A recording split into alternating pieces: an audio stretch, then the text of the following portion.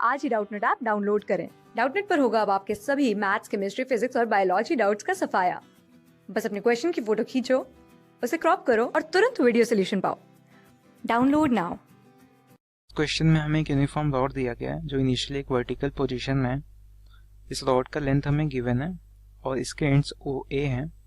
अब इनिशियली ओ जो है वो एक स्मूथ सरफेस पे रेस्ट में है, ठीक है, पूरा रॉड हमारा रेस्ट में है। अब हमने एक स्लाइड डिस्टर्बेंस दिया जिससे ये रॉड जो है वो मूव करने लगता है।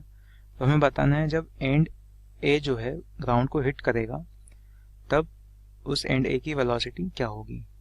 तो इसके प्रीवियस पार्ट में हमने देखा था कि हमारा रॉड जब वर्टिकल से थीटा बना रहा था तो हमने यहाँ पे ऑब्जर्व किया था कि ये जो एंड ओ था उसकी वेलोसिटी कुछ इधर होगी हॉरिजॉन्टल के लॉन्ग, और सेंटर ऑफ मास पे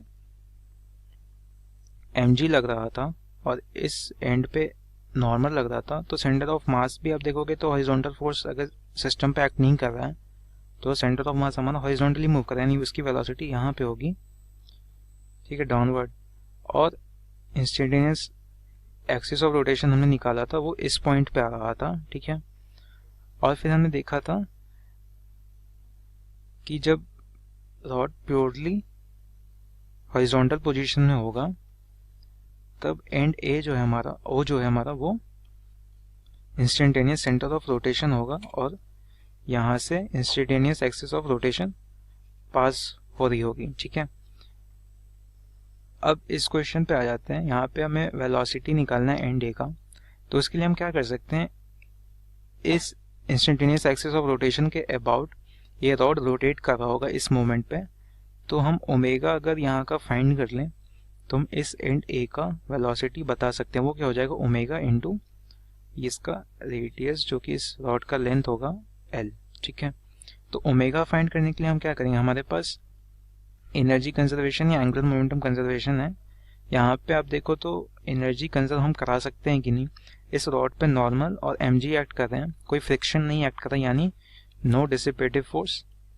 और नॉर्मल का भी कोई वर्क डन नहीं हो रहा है क्योंकि नॉर्मल जो है एंड ओ पे लग रहा है और ओ जो है नॉर्मल के परपेंडिकुलर मूव कर रहा है, यानी अलोंग द हॉरिजॉन्टल मूव कर रहा है।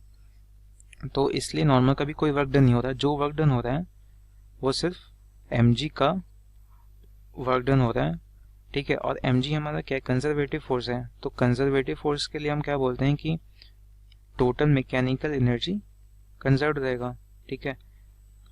तो टोटल मैकेनिकल एनर्जी कंजर्व रहेगा। तो आप देखोगे कि इनिशियली वर्टिकल पोजीशन में था रॉड, फाइनली हॉरिजॉन्टल पोजीशन में आ गया, तो उसका सेंटर ऑफ मास यहाँ पे था, अब ये L/2 नीचे आ गया सेंटर ऑफ मास हमारा। तो इससे क्या कुछ पोटेंशियल एनर्जी में डिक्रीज हुआ होगा।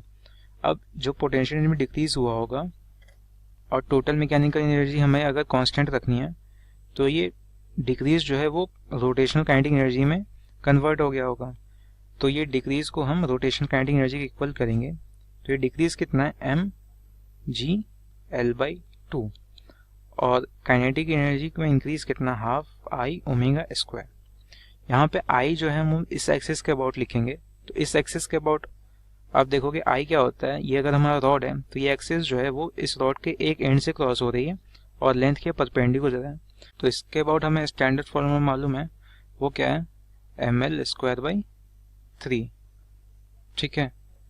तो अब आप देखो mg L/2 LHS हो गया हाफ, और आई की जगह ml/3 और ये ओमेगा स्क्वायर, ठीक है। तो m हमारा यहाँ कैंसिल, 2 कैंसिल हो जाएगा। तो ओमेगा की वैल्यू क्या आ जाएगी, ओमेगा स्क्वायर की 3gl, ठीक है, 3g/l। अब हमें अगर वेलोसिटी निकालना है तो ओमेगा पहले हम निकाल लेते हैं, √3g/l आएगा ये। और वेलोसिटी हमने देखा था वो कितना आएगा, ओमेगा l। तो इसको l से अगर मल्टीप्लाई कर दें तो वेलोसिटी हमारी एंड ए के आगे कितनी आ गई, √3g/l, और l को रूट के अंदर ले आए तो l², ये कितना हो गया, √3gl। तो ऑप्शन ए हमारा करेक्ट है। क्लास 6 से 12 से लेके नीट, IIT, JEE मेंस और एडवांस के लेवल तक 10 मिलियन से ज्यादा स्टूडेंट्स का भरोसा। आज ही डाउनलोड करें डाउटनेट ऐप या व्हाट्सएप कीजिए अपने डाउट्स 8400 400 400 पर।